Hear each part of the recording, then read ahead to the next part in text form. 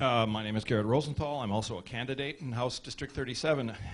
And as Will said, there's three really good Democrats that are running for this position, and we sort of want to overwhelm the electorate. That's the fact that there's a really high quality of potential candidates in the area.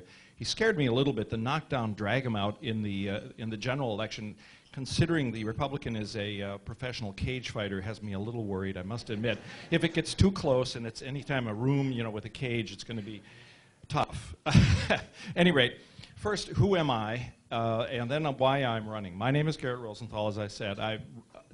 I have lived in the district for 19 years. I live in the Stafford area, which is sort of right on the border between Washington County and Clackamas County. Urban reserves, rural reserves are something that's very critical to the Stafford area. So I've lived in the area for about 19 years. I've lived in Oregon since 1965. I'm a graduate of Reed College, which some people think is good, some people think isn't so good, but I certainly, nobody questions me as being progressive, maybe a little too progressive. I have additional, my degrees are in chemistry, biochemistry. I've worked at OHSU, and I also have a hydrology degree back from the East Coast, from Cornell. So I lived in the area for a long time. I've been active in politics a long time. Largely, I am an environmental consultant. I've worked a lot of environmental issues. I've also been a teacher. I've also worked in the public sector down at Lane Council of Governments and Lane County doing environmental work and land use planning. So I have a broad range of experience. So the question is, why am I running? The reason I'm running is because, well, first of all, I've run two times before when I thought there was an open seat, but only because there was an open seat and I really wasn't prepared to run very energetically. This time I'm running much more energetically and I'm very committed to the process. But I'm running because it's an outgrowth of what I've been doing for the last 8 to 10 years. Well, actually all my life. I've been active in environmental politics and things like the Hugo Bedeau anti-death penalty campaign back when I was in college, SNCC, anti-war activities, environmental things. I've been doing this, member of the ACLU and so forth, for forever and ever, writing letters. As a professional, I was busy a lot of the time. In the last 8 years, I've been very active in Washington County politics with the Washco Dems. And particularly, I'm a little bit of a policy wonk in that I've been on the platform committee for Washington County. I'm also on the state platform committee. So I like to pay attention to the laws, to the policies, and to the very specifics that go into making a good legislature. I believe since I've been a manager and I've reviewed a lot of writing, I'm fairly good at writing. So it's an outgrowth of my desire to contribute, to be part of the process, to make sure the laws we get are good laws and are well written. So that's, I'm also a member of the 1st Congressional District, elected to that, a representative there, and elected, of course, as I said, to the DPO Platform Committee. Been active in a lot of Washington County, canvases. I'm also active with Onward Oregon, which is a progressive, quote, think tank that we put out action alerts. You may have seen our stuff. We're sort of an adjunct to the bus project. So I've been very active for the last several years, and this seems like a natural outgrowth. Now, what I want to do, or why I'm really running, is I have a lot of issues. Like I said, since I've been active, since I've been a teacher, I'm very concerned about education. Since I've worked both public and private sector, I'm very concerned about jobs.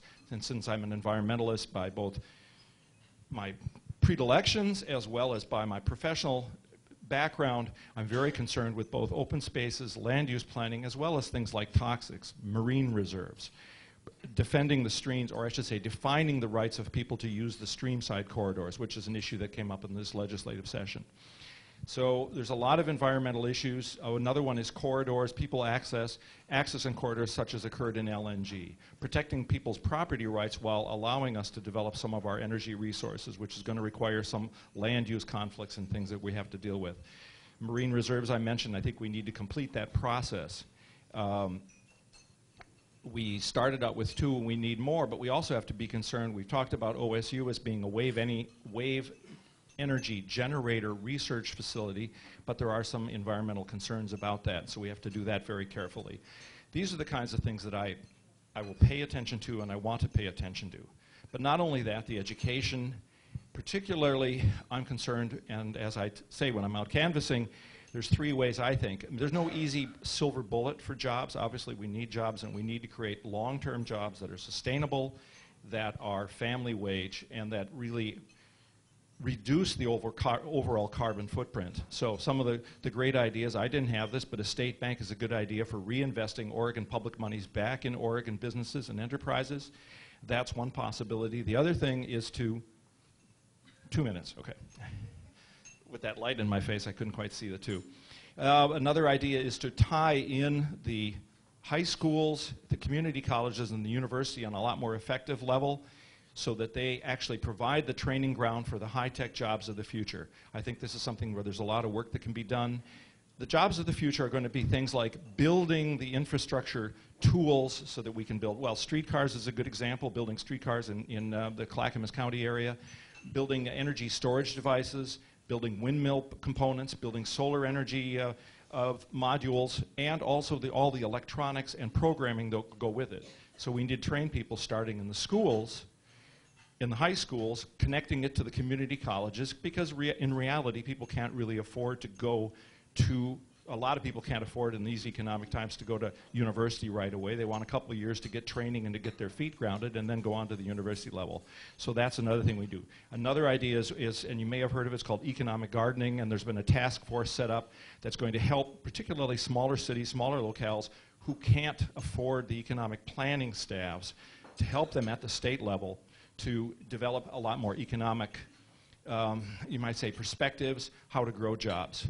The other thing is to help both stage 1 and stage 2 businesses grow their jobs and be able to hire more people, both statewide, locally, and in small towns particularly.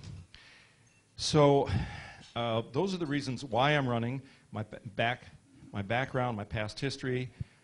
It's going to be an active campaign. The three of us are running, and we hope to, and as I say, I'm not running against anybody, but we're all running for the position because we all think we can do a great job. I have here my campaign manager, Nate Curry, sitting down there, raise his hand.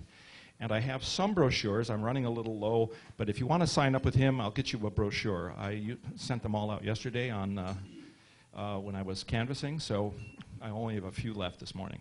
Anyhow, I appreciate it. Look forward to the questions, and thank you very much, Ann.